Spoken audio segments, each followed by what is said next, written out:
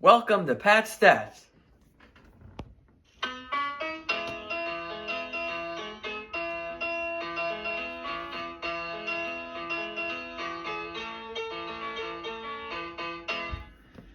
Let's get right into it today and continue our off-season series of ranking the top 5 players at each position going into the 2021 season.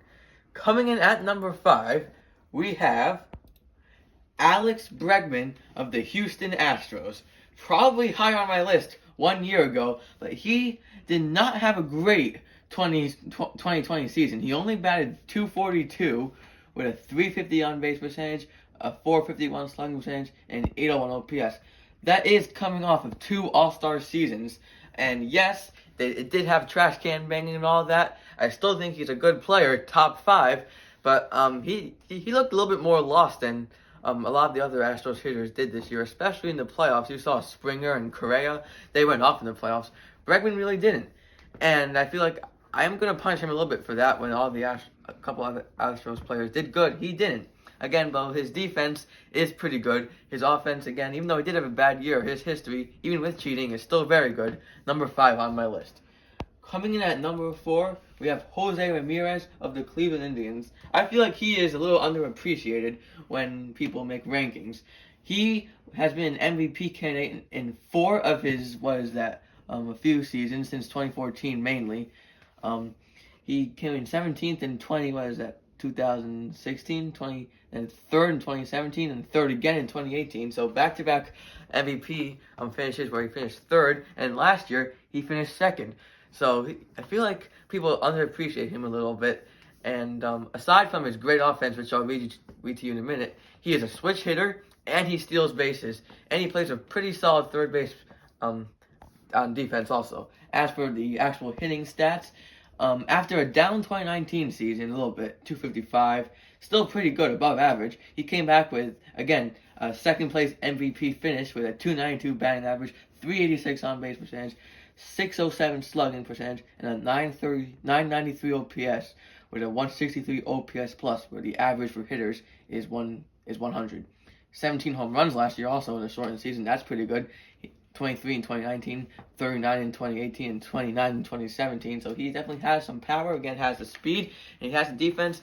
He is pretty close to a 5-tool player, if not all 5 tools. Number 4 on the list, because third base is that good. Coming in at number 3, we have Manny Machado of the San Diego Padres.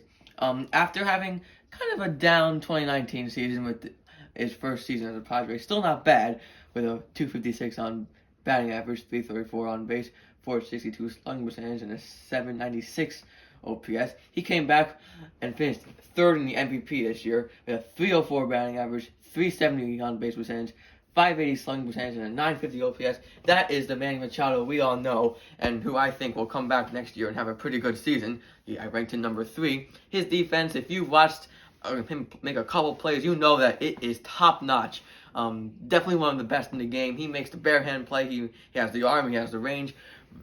So good in third base. One of the best in the game. And his offense, like I just mentioned, it's very good. Number 3 on my list.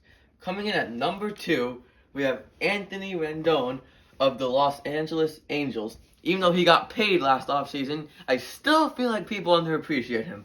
I mean, this guy has finished 6th in the MVP voting in 2017, 11th in 2018, 3rd in 2019, and 10th this year. I'll read you some of his hitting stats. I mean, he hit 44 home runs in back-to-back seasons in 2018 and 2019, 11 home runs this year. I mean, he'll get you at batting averages around 300, had a .286 this year. But before that, there were 3 straight seasons of 300 batting average. Good on base percentages, good on slugging percentages, and OPSs at least 900, and one season where it was 1,000. Anthony Rendon, when he played against the Mets, he always raked. He was a Met killer, which maybe factored into my number 2 ranking a little bit. But with that being said, he is still an amazing hitter, and I'm so happy he does not have to play against the Mets anymore. His defense, it's just about average, not like Machado or say some of the other great defenders, but it's about average. I mean, when you hit like that, it'll get you pretty high on this list, number 2 for me. But coming in at number 1, we have Nolan Arenado, who is on the Colorado Rockies right now. Could be traded, which is kind of crazy to think about. Let's just get this off the first. He had a down 2020. I'll read you his stats. 253 batting average, 303 on base percentage, 434 slugging percentage, 738 OPS with a 84 OPS plus. It was a down year, but you cannot overlook his season before that.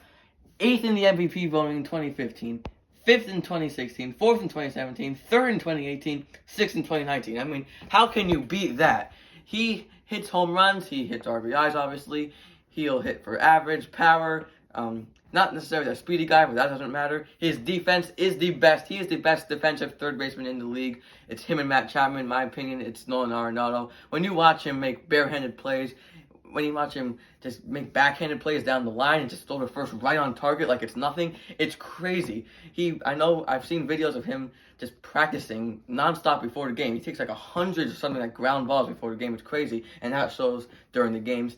Even after a down 2020, he is still my number one third baseman going into the 2021 season. That is all for Pat Stats today. If you want to watch some more Pat Stats, this is my most recent upload, and this is the video that YouTube recommends you watch. Happy New Year, everybody. We'll see you next time.